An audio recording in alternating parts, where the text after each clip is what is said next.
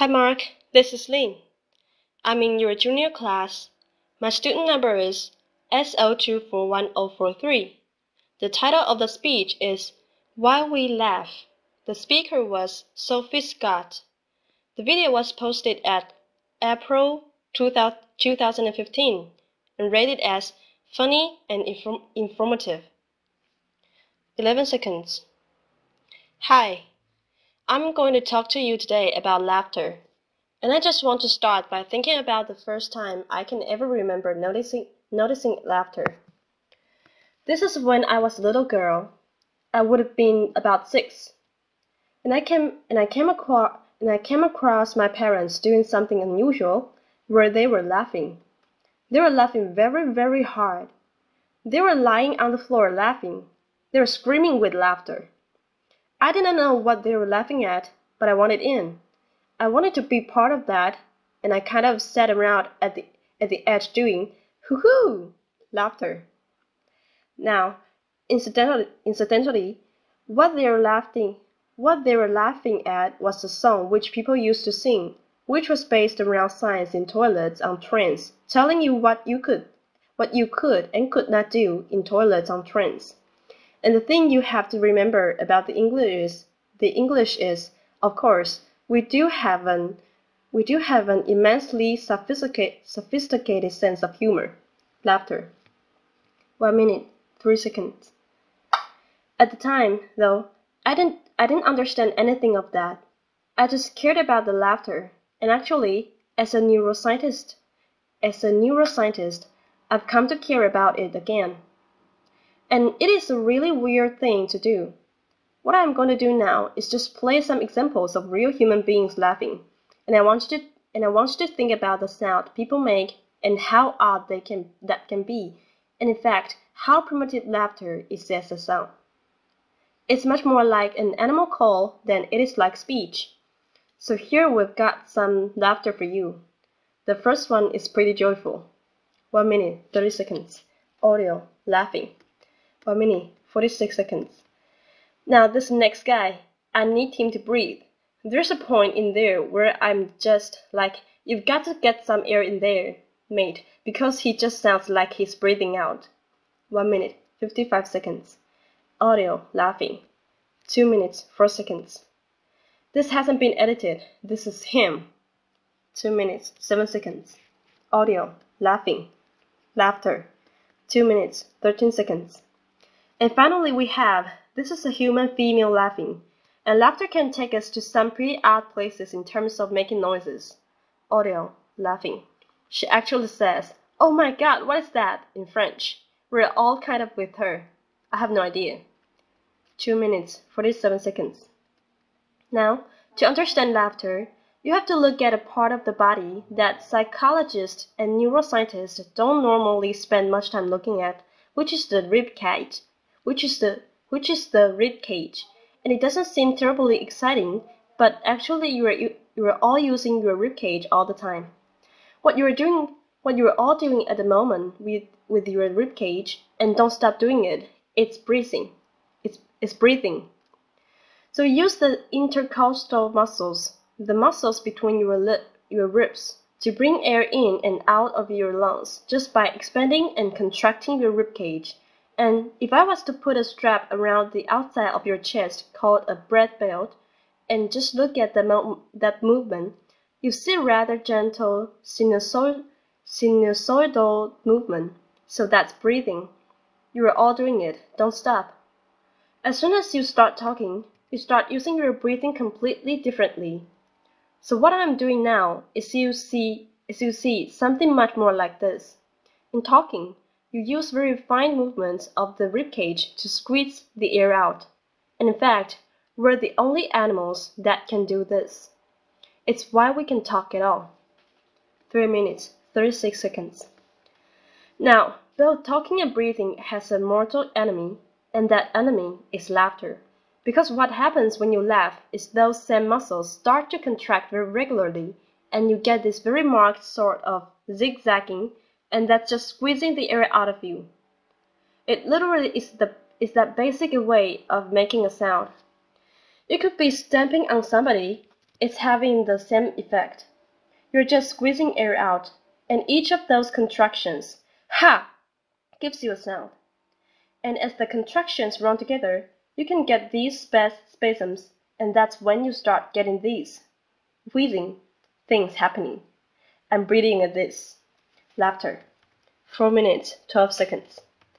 Now, in terms of the science of laughter, there isn't very much, but it doesn't turn out that pretty much everything we think we know about laughing is wrong. So it's not at all unusual, for example, to hear people to say humans are the only animals that laugh. Nietzsche thought that humans are the only animals that laugh. In fact, you find laughter throughout the mammals. It's been well described and well observed in primates, but you also see it in rats. And whenever you find it, humans, primates, rats, you find it associated with things like tickling. That's the same for humans. You find it associated with play, and all mammals play. And wherever you find it, it's associated with interactions. So Robert Pravin, who has done a lot of work on this, has pointed out that you are 30 times more likely to laugh if you are with somebody else than if you are on your own. And where you find most laughter is in social interactions like conversation. So if you ask human beings, when do you laugh? They'll talk about comedy, and they'll talk about humor, and they'll talk about jokes. If you look at when they laugh, they're laughing with their friends. And when we laugh with people, we're hardly ever actually laughing at jokes. You're laughing to show people that you understand them, that you agree with them, that you are part of the same group as them. You're laughing to show that you like them. You might even love them. You're doing all that at the same time as talking to them, and the laughter is doing a lot of that emotional work for you. Something that Robert Pravin has pointed out, as you can see here, and the reason why we are laughing when we heard those funny laughs at the start, and why I was laughing when I found my parents laughing, is that it's an enormously behaviorally contagious effect. You can catch laughter from somebody else, and you are more likely to catch laughter of somebody else if you know them. So it's still modulated by this social context. You have to put humor to one side and think about the social meaning of laughter because that's where its origins lie. 6 minutes, 4 seconds. Now, something I've got very interested in is different kinds of laughter. And we have some neurobiological evidence about how human beings vocalize that suggest there might be two kinds of laughs that we have. So it seems possible that the neurobiology for helpless, involuntary laughter, like my parents lying on the floor screaming about a silly song, might have a different basis to it than some of that more polite social laughter that you encounter, which isn't horrible laughter, but it's behavior somebody is doing as part of their communicative act to you, part of their interaction with you. They're choosing to do this. In our evolution, you have developed two different ways of vocalizing. Involuntary vocalizations are part of an older system than the more voluntary vocalizations, like the speech I'm doing now. So we might imagine that laughter might actually have two different roots. 6 minutes, 52 seconds. So I've been looking at this in more detail. To do this, we've had to make recordings of people laughing, and we've had to do whatever it takes to make people laugh, and we got those same people to produce more post-social laughter. So imagine your friend told a joke, and you're laughing because you like your friend, but not really because the joke saw that. So I'm going to play you a couple of those. I want you to tell me if you think this laughter is real laughter, or you think it's post. So is this involuntary laughter or more voluntary laughter? 7 minutes, 18 seconds. Audio, laughing. 7 minutes, 23 seconds. What does that sound like to you? Audience, post. Sophie Scott. Post? Post. How about this one? 7 minutes, 28 seconds. Audio, laughing. 7 minutes, 33 seconds. Laughter. 7 minutes, 34 seconds. I'm the best. 7 minutes, 36 seconds. Laughter, applause. 7 minutes, 38 seconds. Not really. No, that was helpless laughter. And in fact, to record that, all they had to do was record me watching one of my friends listening to something I knew she wanted to laugh at, and I just started doing this. 7 minutes, 51 seconds. What you find is that people are good at telling the difference between real and posed laughter. They seem to be different things to us. Interestingly, you see something quite similar with chimpanzees. Chimpanzees laugh differently if they're being tickled than if they're playing with each other. And we might be seeing something like that here, involuntary laughter, tickling laughter, being different from social laughter. They're acoustically very different. The real laughs are longer. They're higher in pitch. When you start laughing hard, you start squeezing air out from your lungs under much higher pressures than you could ever produce voluntarily. For example, I could never pitch my voice that high to sing. Also, you start to get these sort of contractions and weird whistling sounds, all of which mean that real laughter is extremely easy or feels extremely easy to spot. 8 minutes, 33 seconds. In contrast, posed laughter, we might think it sounds a bit fake. Actually, it's not. It's actually an important social cue. We use it a lot.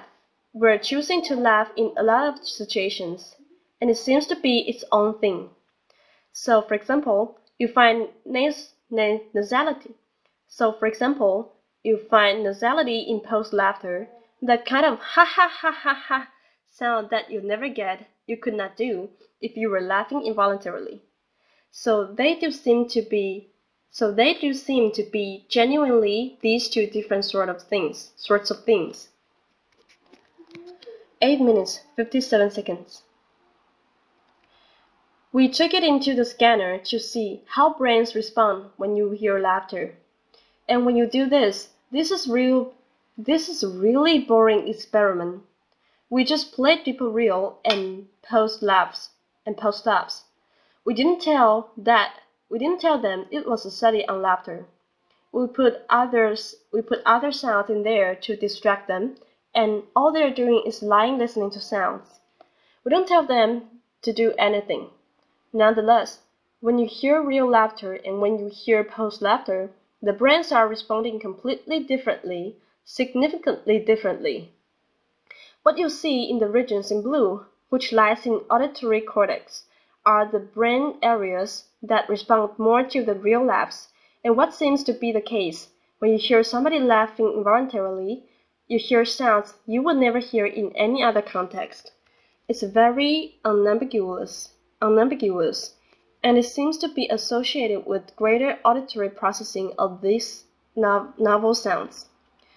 In contrast, when you hear somebody laughing in a posed way, what you see are these regions in pink, which are occupying brain areas associated with mentalizing, thinking about what somebody else is thinking. And I think what that means is, even if you are having your brain scanned, which is completely boring and not very interesting, when you hear somebody going, ah ha ha ha ha ha, you're trying to work out why they're laughing. Laughter is always meaningful. You are always trying to understand it in context, even if, as far as you are concerned, at the point in time, it has not necessarily anything to do with you. You still want to know why those people are laughing. 10 minutes, 13 seconds. Now, we've had the opportunity to look at how people hear real and posed laughter across the age range. So this is an online experiment we ran with the Royal Society, and here we just asked people 2 questions. First of all, they heard some laughs, and they had to say how real or posed do these laughs sound. The real laughs are shown in red and the posed laughs are shown in blue. What you see is there is a rapid onset. As you get older, You get better and better at spotting real laughter. So 6-year-olds are at chance. They can't really hear the difference. By the time you are older, you get better. But interestingly, you do not hit peak performance in this dataset until you are in your late 30s and early 40s. You don't understand laughter fully by the time you hit puberty. You don't understand laughter fully by the time your brain has matured at the end of your teens. You are learning about laughter throughout your entire early adult life. 11 minutes. If we turn the question around and now say not, what does the laughter sound like in terms of being real or posed, but we say, how much does this laughter make you want to laugh? How contagious is this laughter to you? We see a different profile. And here, the younger you are, the more you want to join in. The more you want to join in when you hear laughter. Remember me laughing with my parents when I had no idea what was going on. You really can see this. Now everybody, young and old, finds the real laughs more contagious than the posed laughs. But as you get older, it all becomes less contagious to you. Now, either we're all just becoming really grumpy as we get older, or it may mean that as you understand laughter better, and you are getting better at doing that, you need more than just hearing people laugh to want to laugh. You need the social stuff here. You need the social stuff there. 11 minutes, 42 seconds. So we've got a very interesting behavior about which a lot of our lay assumptions are incorrect. But I'm coming to see that actually there's even more to laughter than it's an important social emotion we should look at. Because it turns out people are phenomenally nuanced in terms of how we use laughter. There's a really lovely set of studies coming out from Robert Levinson's lab in California, where he's doing a longitudinal study with couples. He gets married couples, men and women, into the lab, and he gives them stressful conversations to have while he wires them up to a polygraph so he can see them becoming stressed. So you've got the two of them in there, and he'll say to the husband, "Tell me something that your wife does that irritates you." And what you see is immediately just run that one through your head briefly. You and your partner. You can imagine everybody gets a bit more stressed as soon as that starts. You can see physically, people become more stressed. What he finds is that the couples who manage that feeling of stress with laughter, positive emotions like laughter, not only immediately become less stressed, they can see them physically feeling better. They're dealing with this unpleasant situation better together.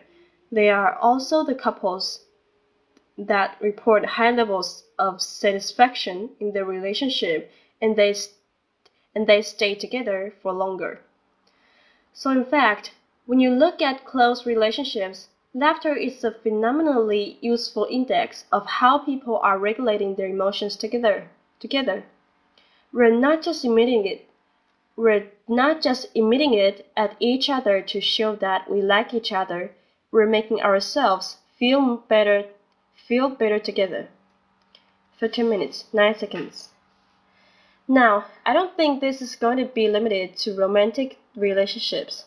I think this is probably going to be a characteristic of close emotional relationships such as you might have with friends, which explains my next clip, which is of a YouTube video of some young men in the former East Germany are making a video to promote their heavy metal band, and it's extremely mature, and the mood is very serious.